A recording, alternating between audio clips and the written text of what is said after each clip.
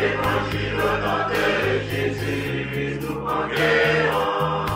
Nous sommes guerriers pour l'évangile. Évangile au nom de Jésus, nous conquérons. Quelle que soit la nécessité, Nous conquérons. Au nom de Jésus, nous conquérons. quelles que soient les épreuves, Nous conquérons. Au nom de Jésus, nous conquérons. quelle que soit la nécessité, Nous conquérons. Au nom de Jésus, nous conquérons.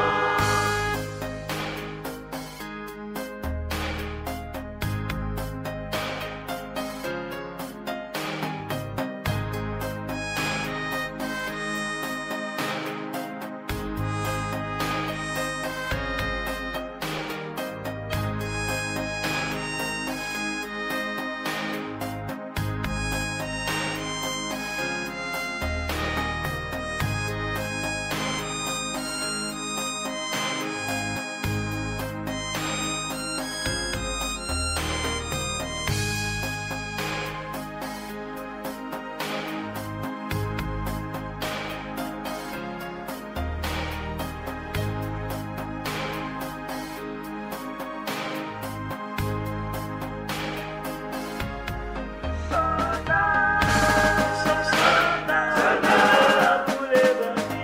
Évangile au nom de Jésus, nous conquérons. Nous sommes guerriers pour l'évangile. Évangile au nom de Jésus, nous conquérons. Nous sommes vaillants pour l'évangile. Évangile au nom de Jésus, nous conquérons. Nous sommes soldats.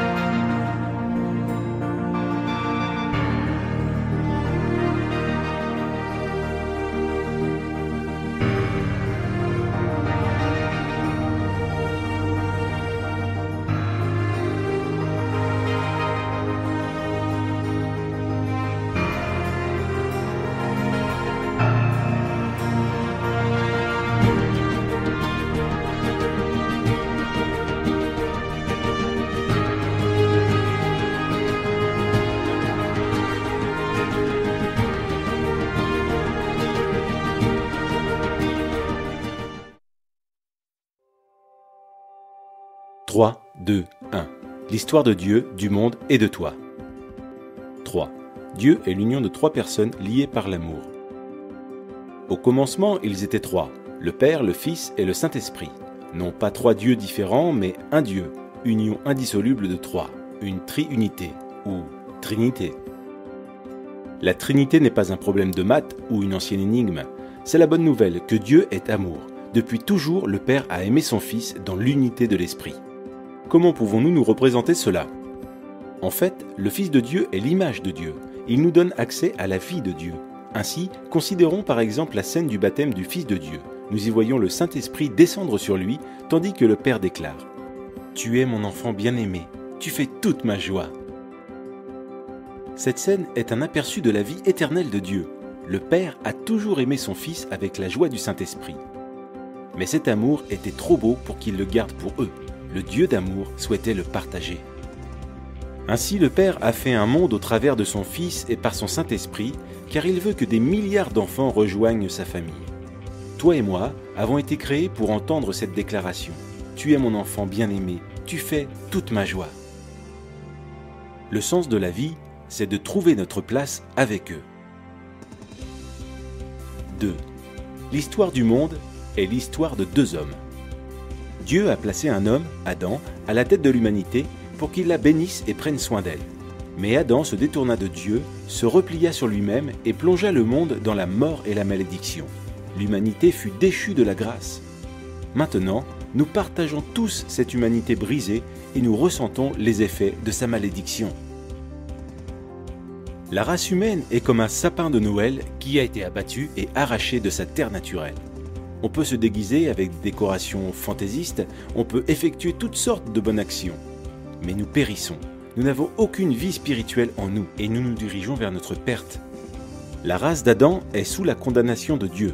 Dieu a prononcé un non définitif à ce mode de vie parce qu'il veut quelque chose de très différent pour nous. Il veut que nous trouvions tous la vraie vie dans un second Adam. Jésus-Christ. Le Fils est venu sur terre en devenant un simple homme et fut nommé Jésus. Il est entré dans notre monde brisé et a pris en charge notre cause perdue.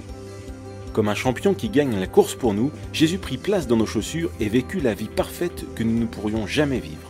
Puis, sur la croix, il mourut d'une mort maudite, mort qui devait être la nôtre. Mais en faisant cela, il prit la nature maudite d'Adam et l'anéantit. En effet, 3 jours plus tard, il revint à la vie, avec une vie vraiment nouvelle, là où il n'y a ni mort ni malédiction. Il nous invite maintenant à entrer dans sa vie et dans sa famille. 1. Tu fais un avec Adam. Feras-tu un avec Jésus? Par notre naissance, nous faisons un avec Adam. On dit bien tel père, tel fils. C'est pourquoi nous partageons aussi sa nature égoïste, sa mort et sa malédiction. Unis à Adam, nous n'avons pas de vie en nous-mêmes et aucun espoir pour l'avenir. Mais Jésus vient pour offrir une incroyable union avec lui. Telle une branche de sapin de Noël, nous pouvons être coupés de l'arbre Adam et greffés à l'arbre Jésus-Christ. Pensez aussi à une autre image d'union. Nous pouvons faire un avec Jésus comme dans un mariage. Imaginez un mariage entre un prince et une mendiante. Elle est sale et pauvre, avec un nom honteux et un avenir sans espérance. Pourtant, le prince l'aime et s'offre à elle dans le mariage. Dès qu'ils sont unis, que se passe-t-il? Le prince prend toutes les dettes de son épouse et elle reçoit toutes les richesses de son prince. Il couvre son nom honteux et lui donne son nom. Elle est invitée dans sa vie, sa famille et son héritage. Grâce à son prince, elle peut appeler le roi papa. Et tout cela grâce à leur union conjugale. C'est exactement la même chose avec Jésus. Si nous le recevons, tout ce qui est nôtre, notre péché, notre malédiction deviennent siens. Il paie le prix de tout cela sur la croix. Et tout ce qui est sien, sa justice, son héritage, deviennent nôtres. Si nous faisons un avec Jésus, dès maintenant nous sommes adoptés dans la famille. Son esprit devient notre esprit, son Père devient notre Père. Nous appartenons à ses frères et sœurs dans l'Église, nous prions le même Père et l'entendons exprimer son amour pour nous par ses paroles. Tu es mon enfant bien-aimé, tu fais toute ma joie. Ce sont nos privilèges maintenant, et quand Jésus reviendra, nous participerons aussi à sa vie physique et immortelle. Il ramènera nos corps à la vie et créera un monde nouveau, juste et droit. Ce jour-là, Dieu jugera le monde, confirmant à jamais son non à Adam et son oui à Jésus-Christ. Tu fais un avec Adam, mais il n'y a aucun avenir dans cette vie-là. Cependant, les bras tendus vers toi, Jésus te lance une invitation. Il s'offre à toi, te donne sa vie même, sa famille et son avenir. Il est à toi si tu veux l'inviter dans ta vie. Fais un avec Jésus. Les 3 t'invitent dans leur cercle d'amour. Les 2 déterminent le monde. Veux-tu faire un avec le Fils de Dieu ?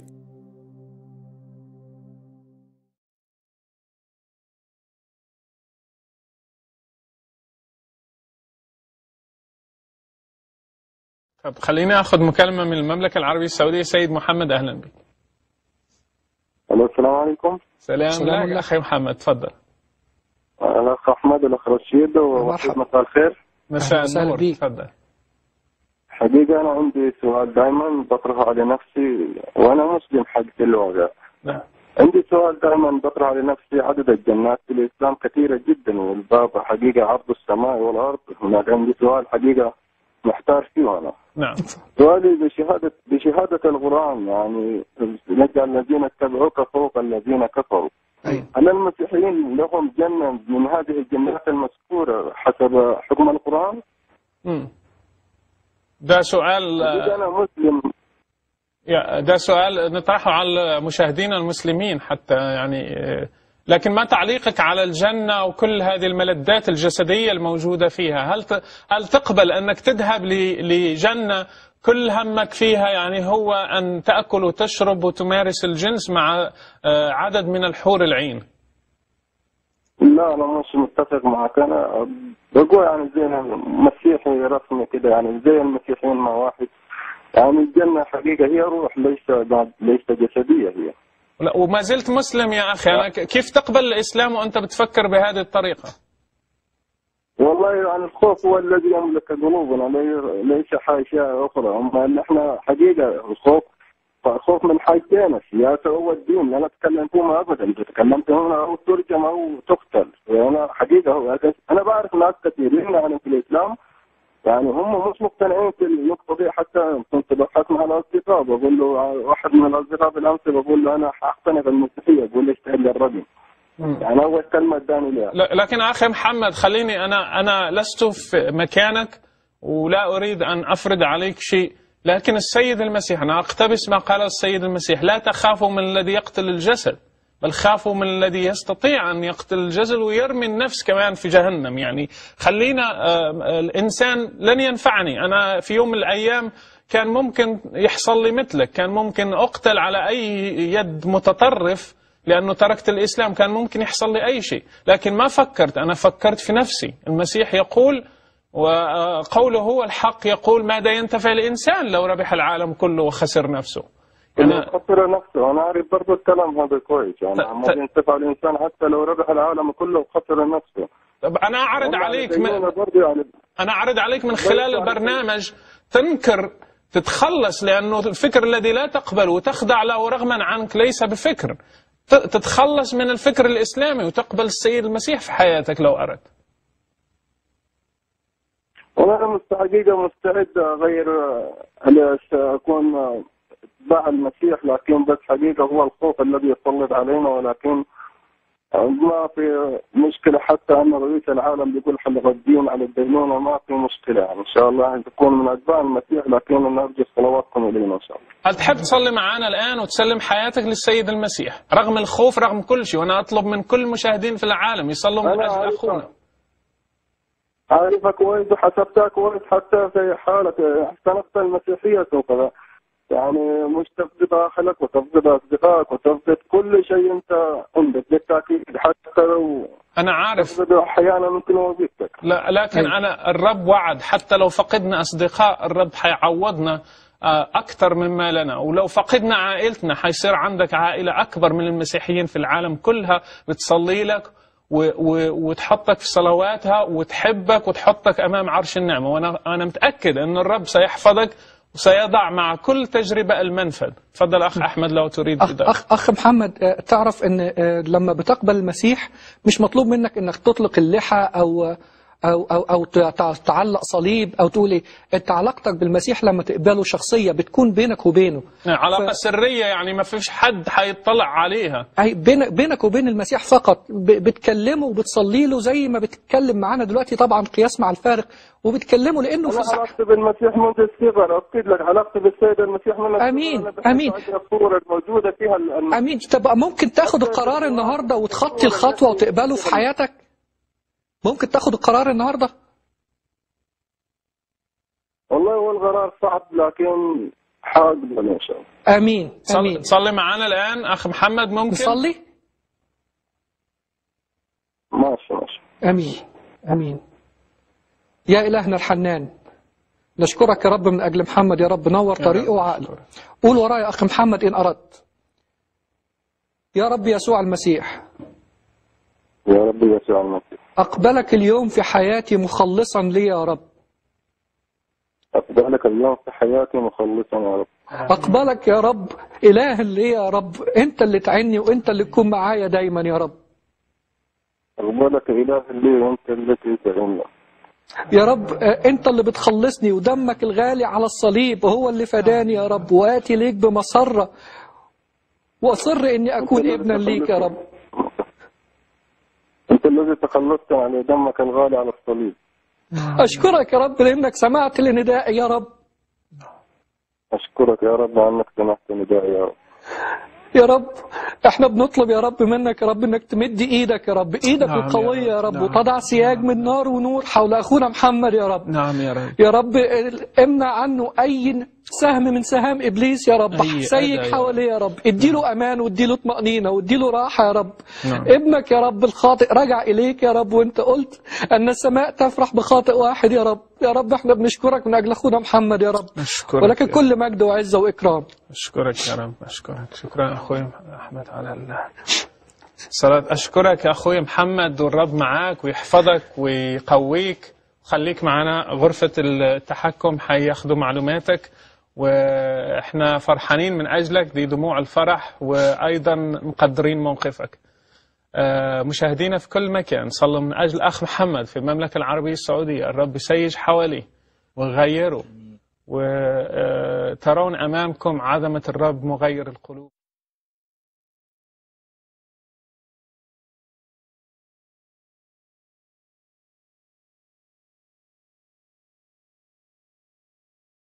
Bonjour, je me présente, je m'appelle Fares, j'ai 22 ans. Cela fait maintenant 3 ans que j'ai quitté l'islam. J'ai été musulman pendant 19 ans et j'étais très imprégné de cette culture. Tout d'abord, oubliez tout ce que vous croyez savoir sur l'islam, à savoir une religion de paix, d'amour, de tolérance, etc. L'islam veut dire al-islam en arabe littéraire qui signifie la soumission. Déjà rien que de la définition du mot annonce la couleur. L'islam enseigne à ses adeptes de croire en l'unicité d'Allah et au message de Mohammed, bédouin d'Arabie du 7e siècle. Celui qui ne croit pas en l'islam est appelé El-Kafir, qui signifie le mécréant. Le Coran stipule que seuls les musulmans ont accès au paradis et que les mécréants sont destinés à l'enfer éternel. Pour ce qui est de mon expérience personnelle, je suis très marqué par ces 19 années islamiques et même parfois encore traumatisé par les propos et les actes de certains musulmans. De toute évidence, l'islam n'est absolument pas une religion de paix, d'amour ou de tolérance. La majorité des musulmans le disent, mais ne lisent même pas les textes islamiques. Alors ils écoutent leur humanité et leur morale. Mais la vérité, c'est que l'islam est de loin la pire des religions qui n'ait jamais foulé la terre. Les musulmans se victimisent sans cesse à dire que les médias sont contre eux et que les Français les détestent. Alors qu'en fait, les médias sont très cléments avec l'islam et défendent cette religion coûte que coûte. Les médias disent que les terroristes musulmans sont des déséquilibrés, des fous, des jeunes en manque de repères, etc. Foutaise! Ils savent très bien ce qu'ils font et ont parfaitement compris l'islam. Mohammed a dit un jour qu'Allah a divisé la terre en deux, Dar al-Islam, la terre islamique, et Dar al-Kufar, la terre mécréante. Il a aussi dit que la terre mécréante devait être conquise par la force pour servir Allah. La démocratie est complètement opposée à l'islam. Les lois d'Allah sont incompatibles avec les lois des hommes. Loi islamique, battre son épouse désobéissante, lapider l'adultère, égorger vif l'animal, décapiter l'apostat, combattre les mécréants et d'autres lois dégueulasses. Loi démocratique, liberté, égalité, fraternité, justice, droit aux femmes, liberté de conscience, liberté religieuse et d'autres bonnes valeurs. Pour ce qui est de mon expérience personnelle, je suis très marqué et même parfois encore traumatisé par les actes et les paroles de certains musulmans. Chaque année, il y avait le ramadan. J'ai commencé à le faire à l'âge de 10 ans et je le faisais petit à petit. Mais en vérité, il faut commencer le ramadan à l'âge de la puberté selon les hadiths. Donc, dès que votre enfant a sa puberté, eh bien, il faut l'obliger à le faire. Chaque soir, la table était pleine à craquer. Il y avait de tout, des gâteaux, de la viande, de la boisson. J'étais le premier à m'empiffrer comme un gros porc après n'avoir rien mangé pendant une journée complète. Même qu'on se réveillait à 3 heures du matin pour retourner manger avant le lever du soleil. Résultat, crise de foie à plusieurs reprises pour ma part, gastro et mal de ventre. Ce ramadan, c'est du pipeau. On ne mange rien, on ne boit pas et on ne couche pas jusqu'au soir pour au final s'empiffrer comme des gros porcs et ceux qui étaient mariés allant dans la chambre pour faire ce que vous savez. Bref, le mois de l'hypocrisie. Ensuite, à la fin de l'année, il y a l'Aïd et Kébir, la grande tête en arabe. La plupart des familles musulmanes achètent un mouton de manière tout à fait illégale à des vendeurs peu scrupuleux. Le prix varie de 90 à 150 € suivant la taille de l'animal. S'ensuit l'égorgement.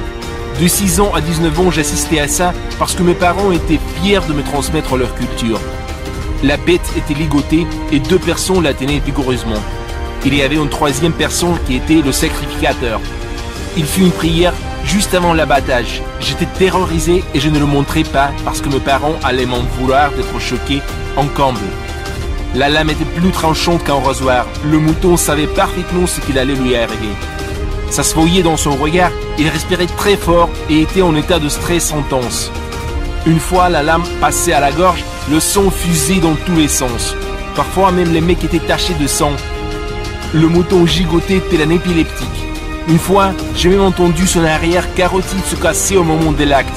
Un grand crack, comme quand on casse une branche d'arbre. Le sang coulait et se répandait dans un rayon d'au moins 6 ou 7 mètres. La pauvre bête gémissait d'agonie. Imaginez un homme en train de s'étouffer avec une corde. C'est la même chose. C'est le même bruit, la langue pendouillée. Tout ça en quelques interminables minutes. Puis on coupait la tête, les sabots, on le dépecait pour enlever les organes, les os, etc. Très choquant. J'ai vu même une fois un bœuf se faire égorger, ça durait 20 minutes au moins. J'ai encore cette image d'un homme en train d'écraser la tête de la bête ensanglantée pour ne pas qu'elle bouge. Des fois même des animaux égorgés se lèvent et tentent de s'échapper. Ils se vident de leur sang. Quand je pense que des mecs de Daesh font ça à des êtres humains, fini pour l'Aïd. Ensuite, il est à la prière. Je ne la faisais pas, mais mon père, oui. En hadith stipule qu'il faut que les enfants la commencent à 6 ans et si à 9 ans ils refusent, eh bien il faut les frapper. La prière, c'est rapide en fait. On dit Allah Akbar Bismillah et voilà tout. L'islam se résout à ça. À faire le perroquet, à ne pas utiliser son cerveau, à répéter sans cesse Allah Akbar et autres. Il n'y a aucune trace de spiritualité dans cette religion, donc j'en déduis que c'est une secte. Le mariage désormais, je ne parlais pas beaucoup aux filles. L'islam interdit cela, mais mes parents le savaient, pas moi. On ne doit pas parler seul avec une femme, ou même avec sa future épouse. On ne doit pas voir ses cheveux, on n'apprend pas à la connaître, on l'épouse et c'est tout. Bien sûr, il est interdit de se marier avec une mécréante. Une fois, un mec de mon entourage a même dit « La mécréance, ça contamine toute la famille, l'époux, l'épouse, les enfants. » À l'école, surtout au lycée où on nous faisait parfois des cours d'éducation sexuelle, j'étais fou furieux de voir que les gens pouvaient coucher avant le mariage, qu'ils pouvaient choisir d'avoir un enfant ou non. Un musulman de ma classe a même séché ses cours, car il disait que ça insistait au péché. Je n'osais pas dire tout ça à mes parents. Un jour, j'ai eu une sortie scolaire dans une église. Mon père m'a dit de ne pas y aller, mais finalement j'y suis allé. Il disait qu'un musulman ne devait pas aller dans un autre lieu de culte.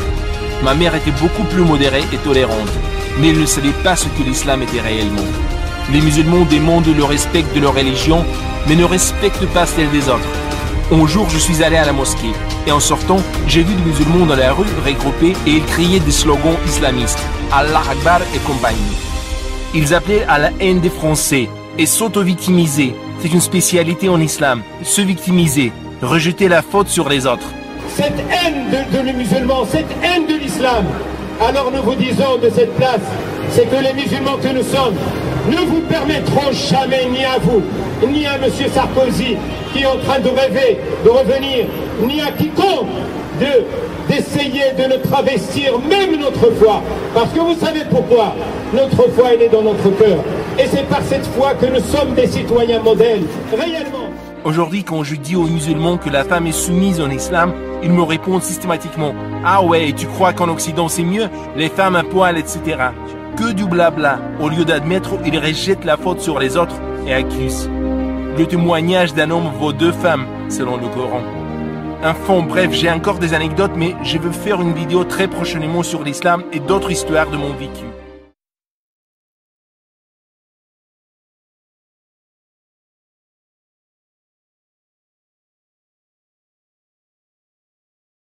Bienvenue sur missabi.com, bienvenue à Kamel Ben Merabé.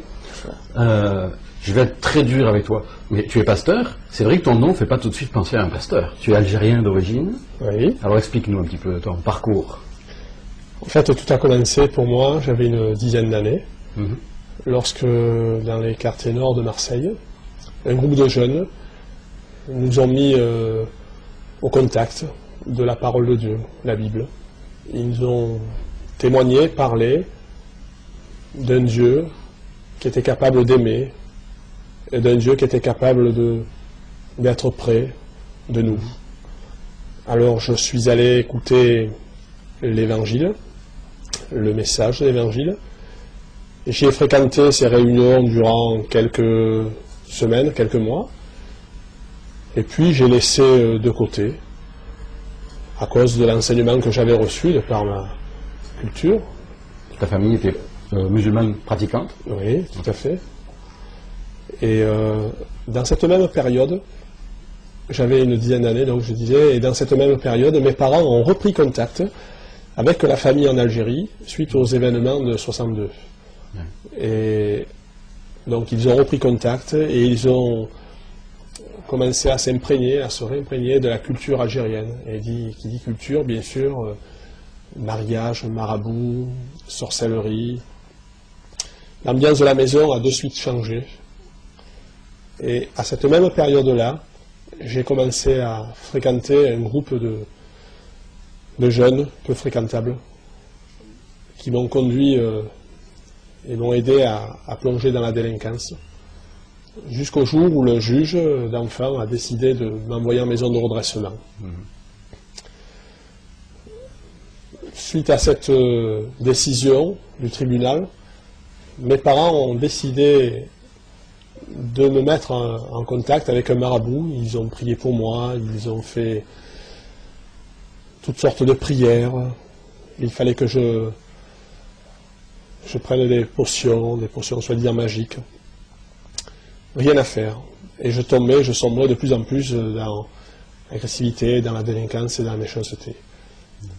Jusqu'à l'âge de 17 ans, j'ai fréquenté la maison de redressement. Tu étais un petit peu pris entre trois mondes, si on peut dire, si je comprends bien, entre tes origines et puis contact avec les chrétiens et puis le contexte sur place qui t'a amené là. Disons que j'ai écouté quelques mois le message de l'Évangile apporté par ces jeunes qui ont eu le désir de parler de Jésus à ces enfants qui traînaient dans les rues. Mais ça a duré que quelques mois. J'ai laissé de côté après ce message. Ce n'est qu'à l'âge de 17 ans où je me trouvais dans un vrai gouffre. J'étais profondément attristé, blessé par la vie. Je n'avais aucun avenir. La vie n'avait plus aucun sens et plus aucun but pour moi. Et à cette même période, un jeune homme m'a parlé de Jésus. Et il m'a dit que la religion n'avait rien pu faire pour moi, mais Jésus, lui, pouvait faire quelque chose pour moi. Alors j'ai osé croire ce qu'il me disait. Et il m'a invité dans une église évangélique à écouter le message de l'Évangile. Lorsque j'y suis rentré, j'ai été saisi par quelque chose de pas palpable, mais une présence m'a envahi. Et pour moi, je pouvais affirmer à ce moment-là, et je l'affirme encore aujourd'hui, que c'était la présence de Dieu. C'était difficile d'expliquer à ce moment-là, puisque chez moi, il y avait la sorcellerie, il y avait la magie, il y avait les marabouts, il y avait des manifestations diaboliques et sataniques. J'ai grandi et j'ai baigné dans ce milieu-là. Donc lorsque je suis rentré dans cette église évangélique et que les croyants ont commencé à chanter des cantiques, j'ai senti une présence qui était complètement différente de celle que je vivais à la maison. Je me suis senti en paix à ce moment-là. Et j'ai compris que la vérité, elle était là. Difficile à expliquer comme ça, mais je l'ai senti au plus profond de moi-même. Et mes parents ne m'ont pas interdit, je n'étais pas encore majeur à cette époque-là, mais mes parents ne m'ont pas interdit à y aller, à y fréquenter les réunions, puisque ils se sont dit, il n'y a aucun problème, aucun danger. Si l'islam n'a rien pu faire pour moi, si les marabouts n'ont rien pu faire pour moi, et si la sorcellerie n'a pas pu me sortir d'affaire, c'est pas le Jésus que j'entendais prêcher dans cette église qui pouvait faire quelque chose pour moi. J'ai réalisé à un moment donné que Jésus n'était pas simplement le sauveur de l'humanité, mais qu'il voulait et il pouvait devenir mon sauveur. À force d'écouter le message de l'Évangile, j'ai compris cela. Mon cœur s'est ouvert. J'ai senti ce Dieu d'amour remplir mon être. Il a chassé toute l'amertume, il a chassé toutes ces angoisses qui m'envahissaient jour après jour, il a changé toutes ces choses-là et il a mis sa paix en moi. Et je lui ai donné mon cœur, je lui ai donné ma vie. Je l'ai accepté comme mon sauveur personnel. Je l'ai accepté comme mon Dieu. Ce qui me frappe dans ton témoignage, c'est que c'est pas tellement une question de débat d'idées ou d'opinions religieuses entre islam et christianisme. Tu parles de la découverte, si je comprends bien, d'une relation vivante avec un Jésus vivant. Tout à fait. Change la vie. Oui. L'islam, c'est un enseignement. Ce sont des récits du Coran que vous recevez. Vous avez tout ça en mémoire, mais rien ne descend sur le cœur. J'en avais plein la tête, mais mon cœur était toujours vide. Et pour moi, le Dieu de l'islam, c'était un Dieu lointain, avec lequel on ne pouvait pas avoir une relation. Un Dieu qui était prêt à punir et à taper s'il y avait un manquement à notre égard. Est-ce que jusqu'à un certain point, on ne peut pas dire que parfois les gens lisent la Bible et puis c'est pareil, ça peut être tout un enseignement religieux, mais qui ne change rien non plus si on n'ouvre pas son cœur à Jésus-Christ. Si tout à fait. Tout à fait. La différence, c'est que le Coran ne nous invite pas à donner notre cœur à Dieu. La Bible, elle déclare que si nous nous retrouvons, si nous nous trouvons dans la détresse ou dans l'angoisse, nous pouvons l'invoquer. Un passage qui m'a interpellé au début de cette marche spirituelle au travers de la Bible, un passage qui m'a frappé, c'est ce passage où il est écrit dans la Bible « Invoque-moi au jour de la détresse, je te délivrerai, tu me glorifieras ». Et aucune religion n'a pu apporter de telles paroles. Et c'est ce que tu as vécu. Et c'est ce que j'ai vécu. J'ai crié à Dieu, j'ai dit « Si tu existes, si vraiment tu es le seul sauveur, le vrai Dieu, alors il faut que tu fasses quelque chose pour moi. » De là à devenir pasteur, quand même. De là à devenir pasteur, j'ai pas décidé de devenir pasteur. Puis ça s'est pas fait du jour au lendemain. Ça s'est pas fait du jour au lendemain. Lorsque j'ai vraiment accepté Jésus-Christ comme mon sauveur personnel, et que vraiment je peux dire que Dieu est venu habiter mon cœur, il a mis un désir en moi de pouvoir témoigner de son pardon et de sa grâce à tous ceux qui m'entourent. Et cette pensée ne m'a jamais quitté, ça a commencé à prendre de plus en plus de place en moi, jusqu'au jour où j'ai demandé à Dieu, mais qu'est-ce qui se passe? Pourquoi j'ai toujours ce désir profond de parler aux uns et aux autres d'une manière assez particulière? Et puis tout doucement, Dieu m'a montré, Dieu m'a parlé dans mon cœur, il m'a interpellé, il m'a dit qu'il voulait que je prêche l'Évangile. Est-ce qu'on peut dire que tu es devenu pasteur par passion pour Jésus? Oui, aujourd'hui oui, je prêche Jésus parce que j'aime Jésus plus que tout au monde. C'est le meilleur des amis.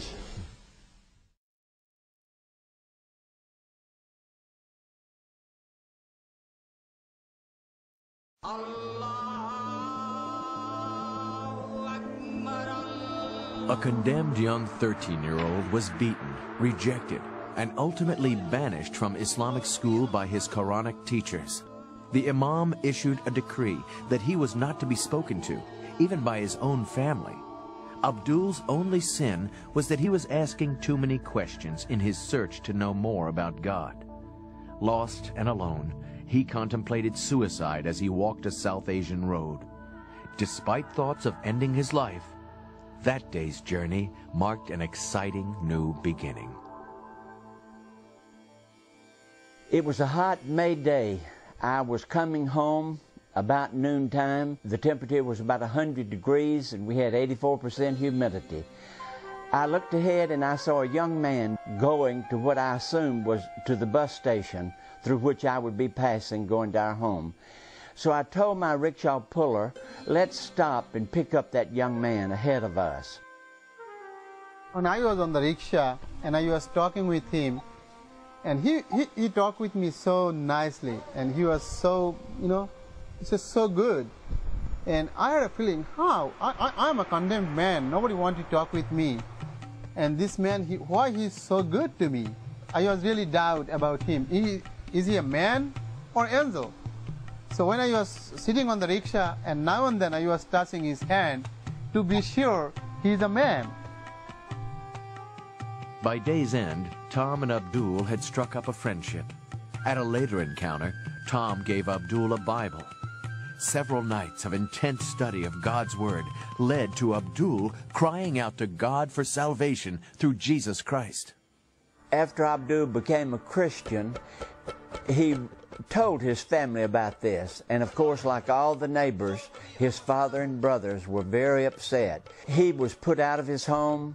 His father joined in with the community and beat him, and this caused Abdul to leave home.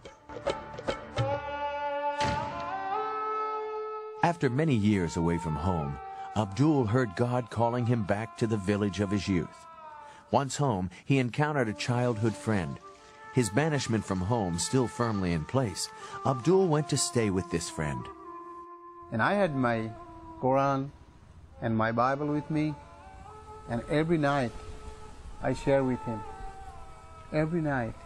Within 3 months he has a big sense, and he is ready to receive Christ, to take baptism.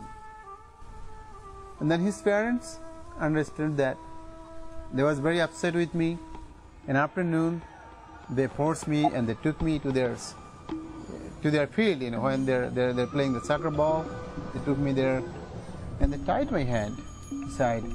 And they was asking me question about Jesus. And somebody started to kick me with their boot. And somebody just boxing me. That everyone they spit on me. They spit on my head, my face, my whole body was covered by spit. When Jesus was crucified there and said, "Father, forgive them, they do not know what they are doing."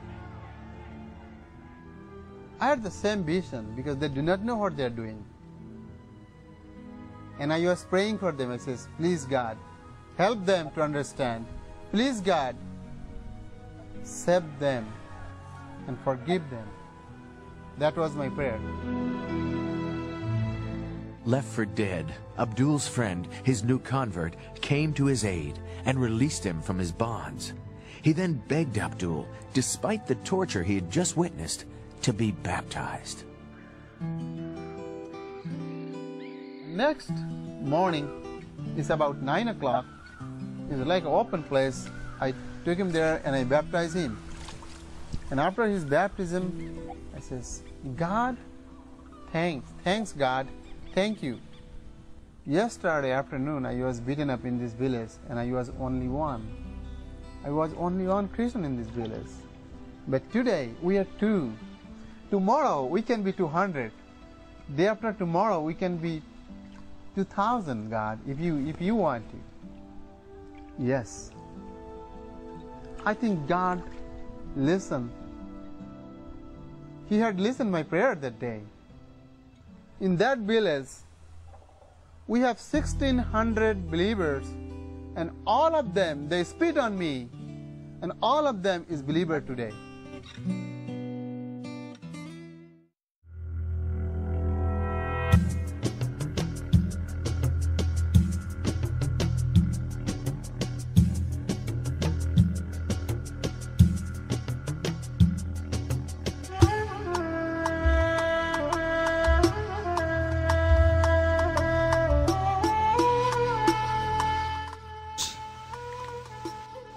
Que les islamistes font très bien. Actuellement, les chrétiens d'Égypte bénissent le Seigneur pour l'État islamiste. C'est parce que l'État islamiste actuellement est en train de montrer vraiment ce qu'est véritablement l'islam. Comme cela, les chrétiens se différencient totalement de l'islam. Ils montrent leur vrai jour, véritable jour. Religion de haine, un islamiste, il vit dans la peur, continuellement. On peut lui couper la tête, on peut lui couper les mains au nom de son Dieu Allah, qui est un faux Dieu, qui est un démon. Il se regarde le visage dans le miroir, il a peur. Il ne sait pas. Quand il prie, qu'il se met à genoux, il a peur. Il vit dans la peur. Nous les chrétiens, nous sommes véritablement la religion de paix, la religion d'amour. Nous pardonnons. Nous pardonnons. L'islam ne pardonne pas. C'est une religion de vengeance. Le secret d'une vie paisible. Une vie paisible. Nous, les chrétiens, nous ne sommes pas des contentieux, nous ne sommes pas des gens de guerre, des gens de troubles. Nous sommes des gens de paix. Nous ne tuons personne, voyez. Nous ne prenons pas les armes. Nous ne sommes pas armés de couteaux pour tuer au nom de notre Dieu, voyez. Nous ne mettons pas des ceintures d'explosifs autour de nous pour faire du mal, voyez, et pour qu'ensuite, si nous mourons dans l'explosion, nos parents, évidemment, se réjouissent de notre mort, parce que maintenant nous sommes avec des vierges dans des ébats sexuels éternels, là-haut, dans ce paradis de fous, voyez. Non, nous ne sommes pas du tout de cette race-là. Nous avons, nous, le secret d'une vie paisible, l'éternel. Pas Allah, l'éternel. Le nom de Dieu, c'est l'éternel. Ce n'est pas Allah. L'éternel est mon berger. Je ne manquerai de rien. Dans les locaux de ce journal, Charlie, eh bien, il y avait un homme du gouvernement français qui déclarait en disant, eh bien, ces gens-là tuent.